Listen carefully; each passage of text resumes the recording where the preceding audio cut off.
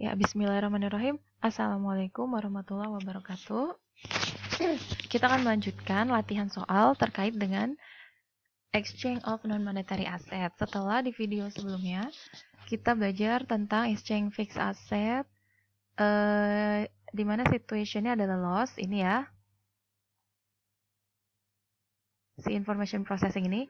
Nah, sekarang kita lihat bagaimana kalau dia situasinya adalah gain, dia dapat untung. Saya full screen dulu, oke.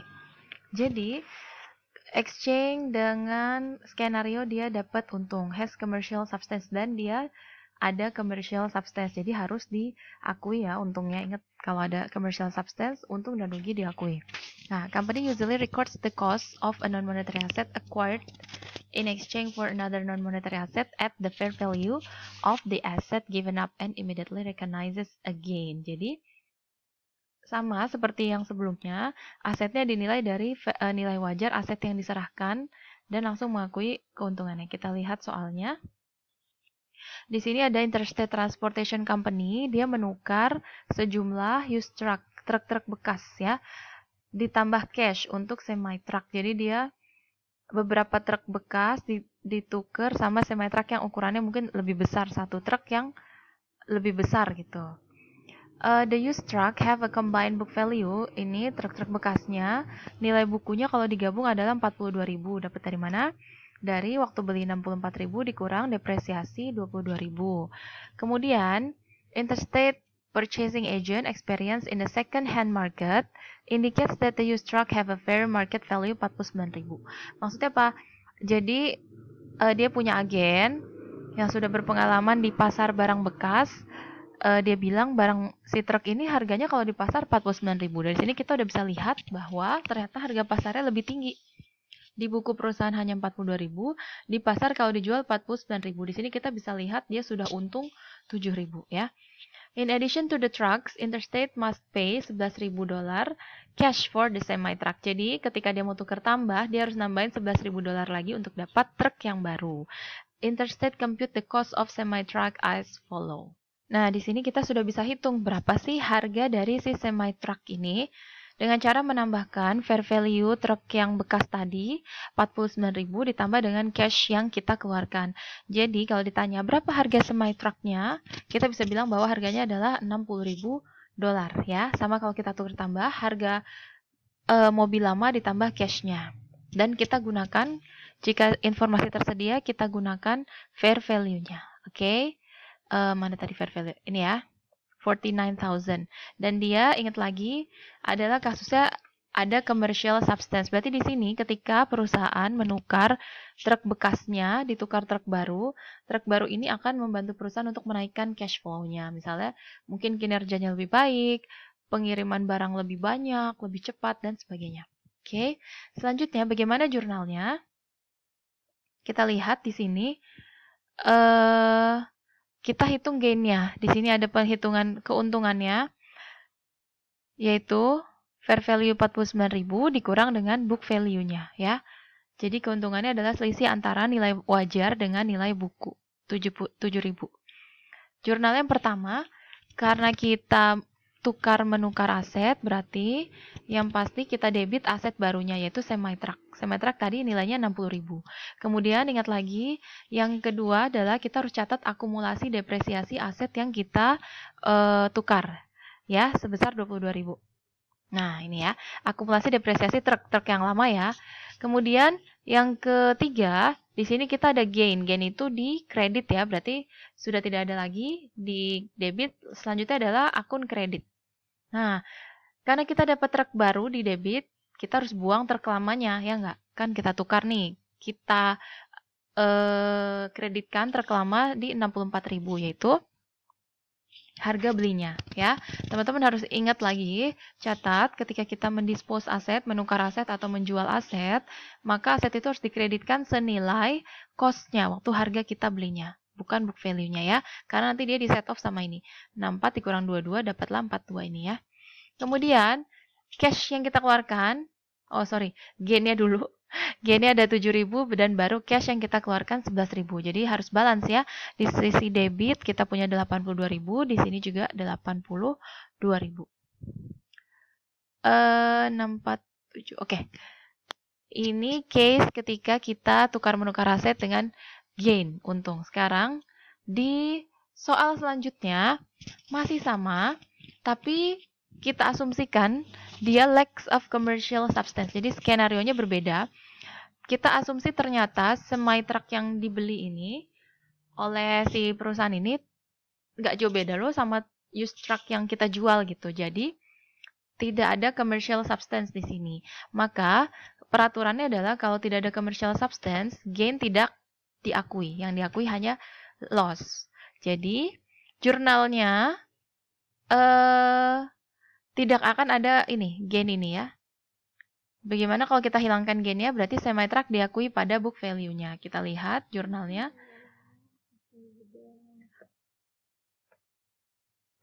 Jadi untuk kasus yang lack of commercial substance, jurnalnya adalah seperti ini. Semi truck 53.000 instead of 60.000. Ingat ya, tadi kalau kita ada commercial substance, kita pakai yang fair value. Tapi kalau dia lack of commercial substance, kita pakai yang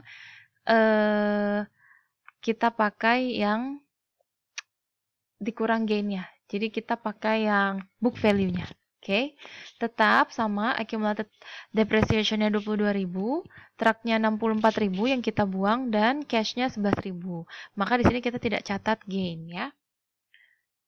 Pokoknya itu adalah rules-nya kalau lack of commercial substance, tidak perlu mengakui gain-nya.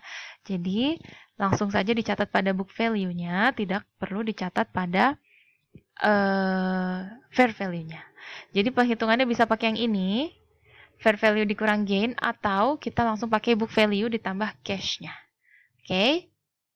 Selanjutnya, ini adalah summary of gain or loss recognition ketika kita melakukan pertukaran aset ya.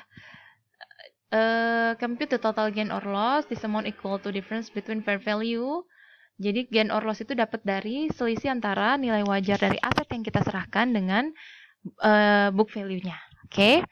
Kemudian, jika loss is computed in step 1, always recognize the entire loss. Kalau hasilnya loss, maka loss selalu dicatat.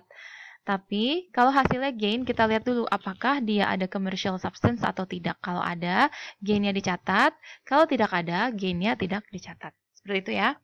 Kemudian kita ada satu contoh soal lagi. Ini komprehensif karena kita akan catat jurnal dari dua sisi, yaitu jurnal si penjual dan si pembeli ya. Teman-teman bisa lihat juga di I1019. Santana Company exchange equipment used in its manufacturing operation plus $2,000 in cash for similar equipment in the operation of Delaware Company. The following information pertains to the exchange.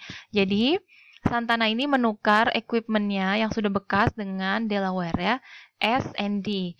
Si Santana tukar tambah dengan $2.000. Si mesinnya Delaware ditukar dengan mesinnya Santana ditambah 2.000. Berikut adalah data dari kedua perusahaan. Sekarang perintahnya adalah kita harus bikin jurnal untuk dua perusahaan ini. Kalau tadi kan kita dari satu sisi aja, sekarang dari dua sisi, dari yang ditukar dan yang menukar.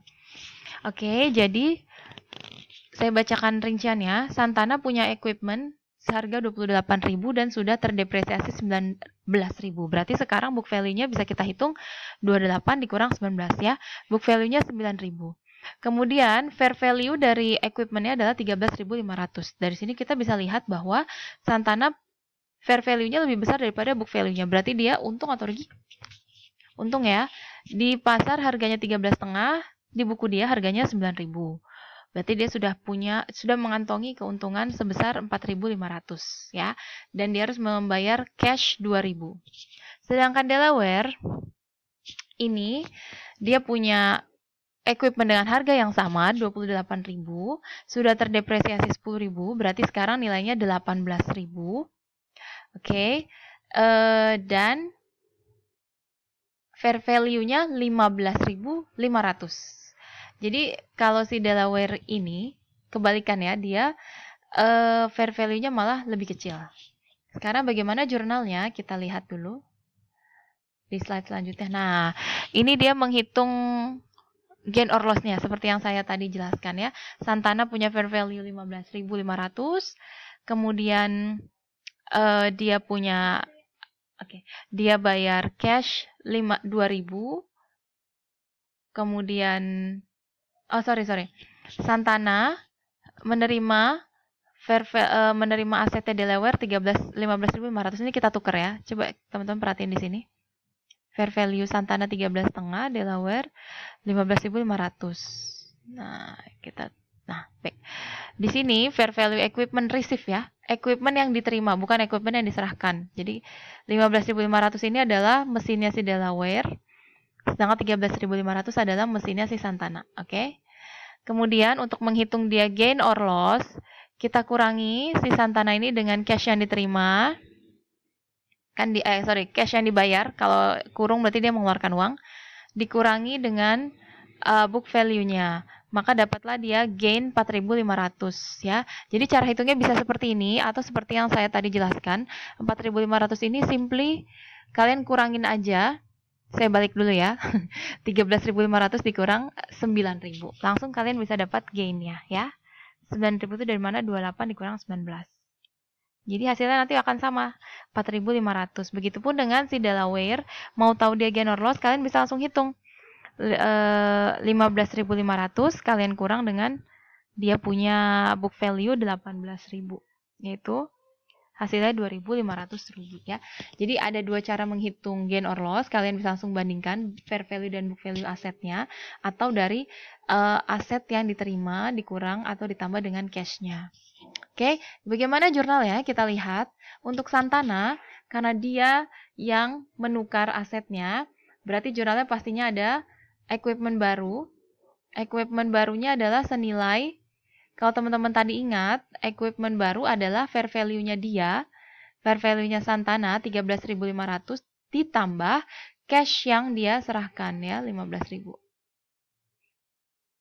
Sini. Oke ya.